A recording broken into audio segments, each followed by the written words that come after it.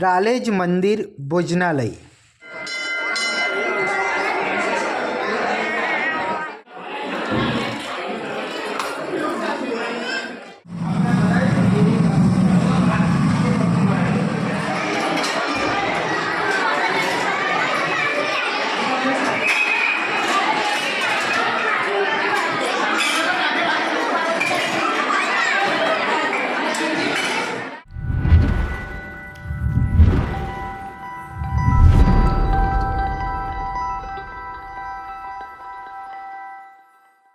નમસ્તે, હું અવિનાશ ગુજ્જુ ખાતે ગુમતે ચેનલ પર આપનું સ્વાગત કરું છું। આજે આપણે ગુજરાત રાજ્યમાં આણંદ જિલ્લામાં ખંભાત તાલુકામાં આવેલ રાલેજ ગામે શ્રી સિકોતર માતાના મંદિરે આવ્યા છીએ।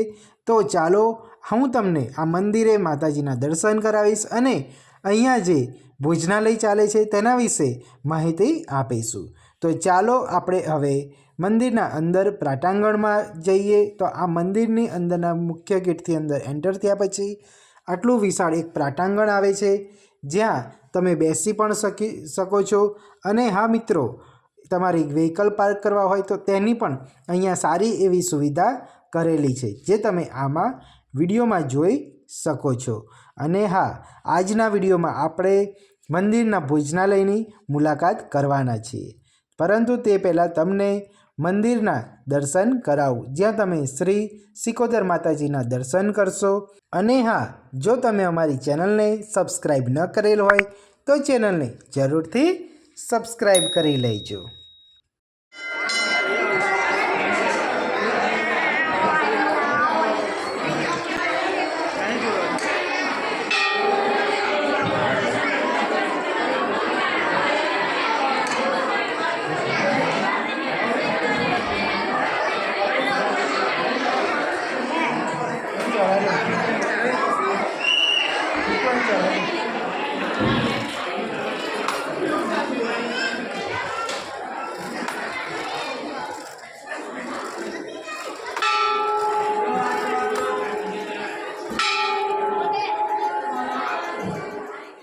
આ સિકોતર માતાના મંદિરનો આખો વિડીયો જો તમારે જોવો હોય તો ઉપર આઈ બટનમાં જે લિંક છે તેની પર ક્લિક કરીને તમે જોઈ શકો છો। અને વિડીયોના અંતમાં પણ આ મંદિરનો આખો વિડીયો જે છે તેનો પણ આવશે, ત્યાંથી તમે ક્લિક કરીને પણ વિડીયો જોઈ શકશો।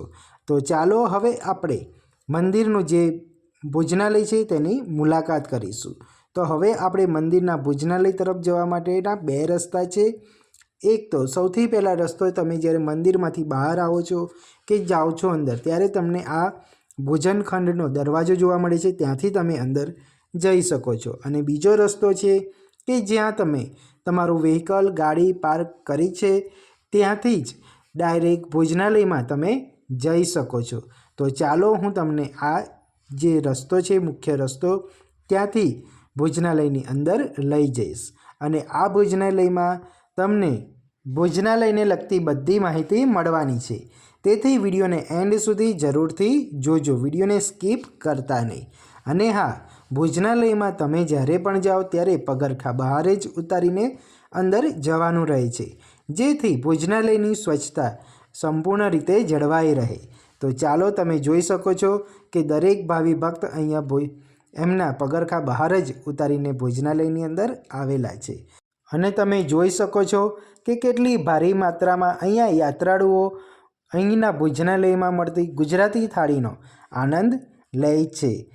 આજના વિડીયોમાં આપણે શ્રી સિકોતર માતાજીના મંદિરના ભોજનાલયની અંદરના કિચનથી લઈને દરેક માહિતી તમને આજના વિડીયોમાં આપવાના છીએ।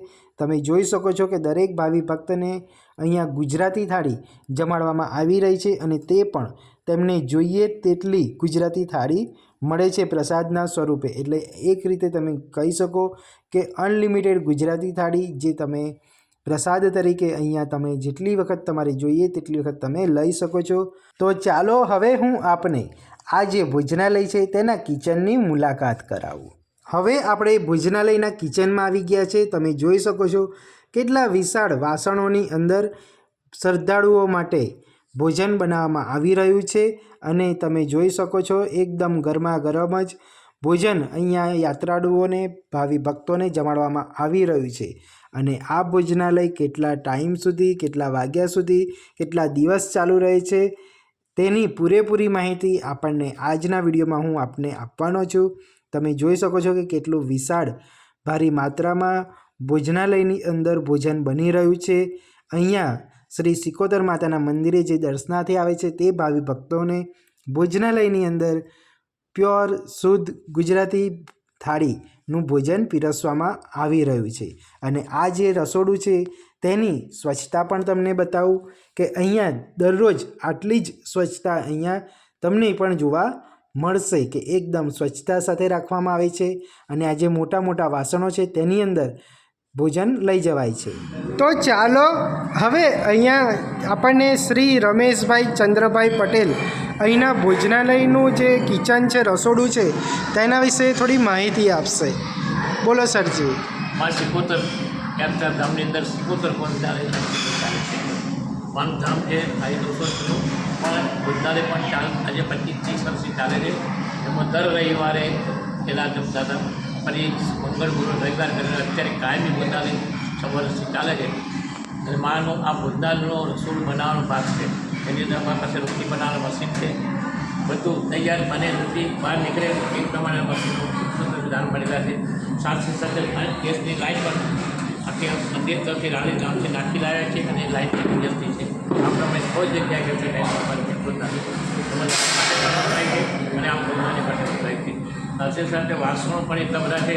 5,000 માણસને પ્રસાદમાં જમવું હોય તો પણ માની જાય છે, જમી શકે છે. એ તો મોટા ભાગ વાસણો છે. અને આજે પણ રવિવાર છે, દર રવિવારે 2,500-3,000 માણસ, 4,000 માણસ દર રવિવારે જમે છે. અને આડે દિવસે ભોજનાલય ચાલે છે અમારું 8 દિવસ, 7 દિવસ. 3 દિવસ મીઠાઈ સાથે હોય છે, બુંદી, શીરો, લાપસી એ રીતે. અને 2 દિવસ ત્યારબાદ રોટલી શાકને 2 દિવસે ખીચડી કરી. આ પ્રમાણે ભોજન ચાલે છે. રવિવાર ખીચડી કરી હોય છે અને ભક્તો જમે છે.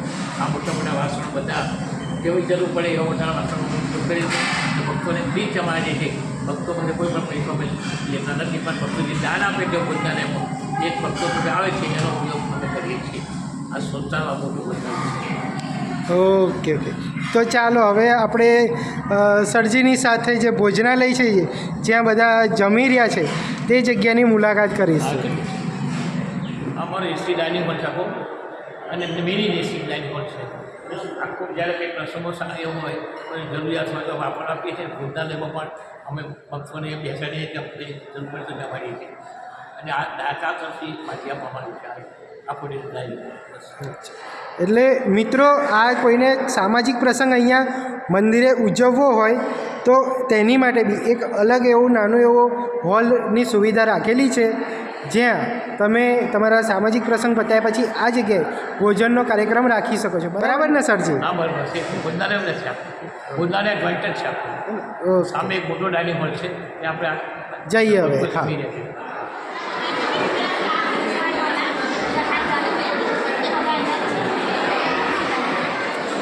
તો ચાલો હવે સરજી પાસેથી અહીંના ભોજનાલય વિશે માહિતી લઈશું. બોલો સર.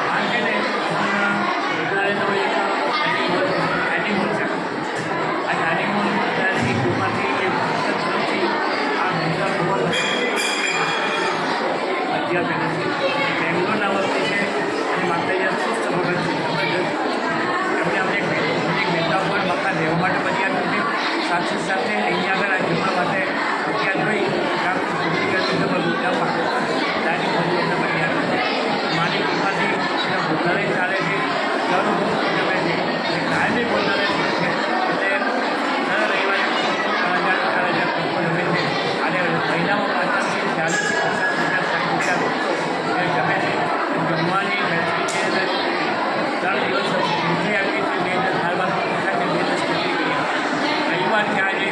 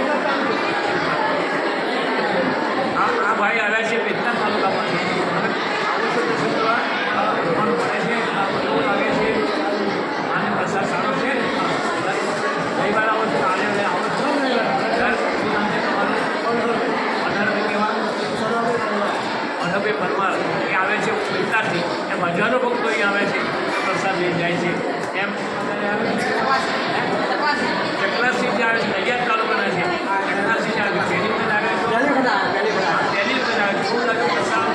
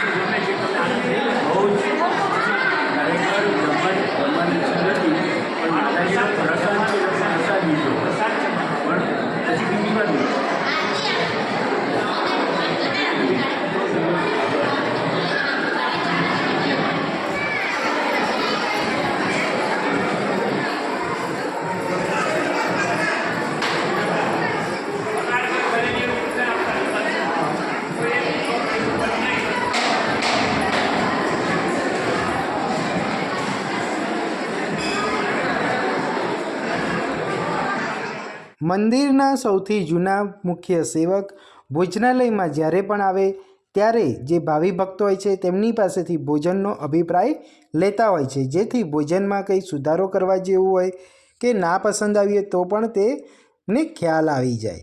અને આ મંદિરમાં જે ભોજનાલય છે તે નિઃશુલ્ક છે, કોઈ પણ પ્રકારનો ચાર્જ લેવામાં નથી આવતો. અને આ ભોજનાલયમાં 2 અલગ અલગ કાઉન્ટર રાખવામાં આવેલા છે.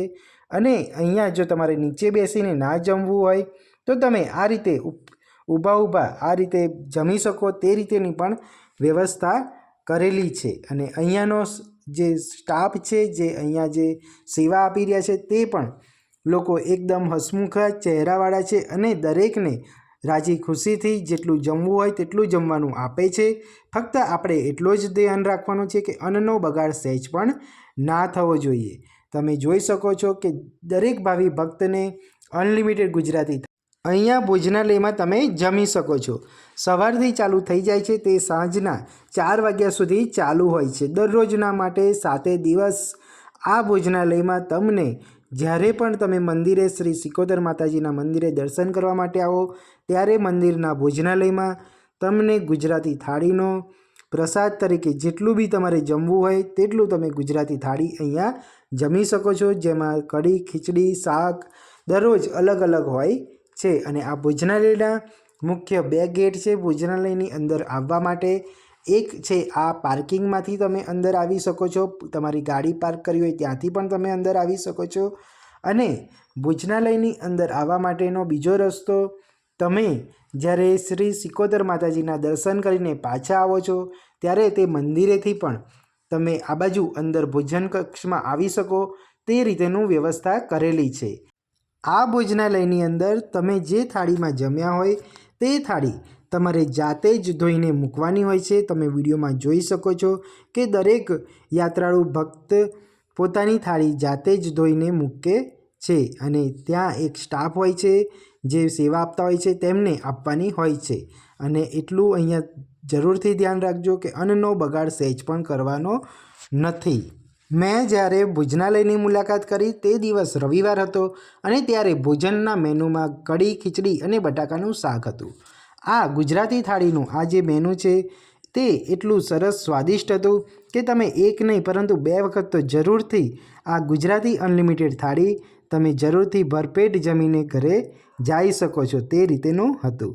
મિત્રો, તમને અમારો આજનો આ વિડીયો પસંદ આવ્યો હોય તો જરૂરથી લાઈક કરજો અને તમારા મિત્ર અને ફેમિલી સર્કલમાં જરૂરથી શેર કરજો, કારણ કે કોઈકને તો ઉપયોગી બનશે. અને હા, કમેન્ટમાં જય શ્રી સિકોદર માતા કી જય જરૂરથી લખજો. અને હા, હજુ સુધી જો તમે અમારી ચેનલને સબસ્ક્રાઈબ ન કરેલ હોય તો ચેનલને જરૂરથી સબસ્ક્રાઈબ કરી લેજો.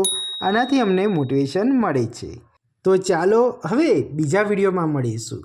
ત્યાં સુધી જય હિન્દ, વંદે માતરમ, જય શ્રી સિકોતરમાં. થેન્ક યુ, આભાર, ધન્યવાદ.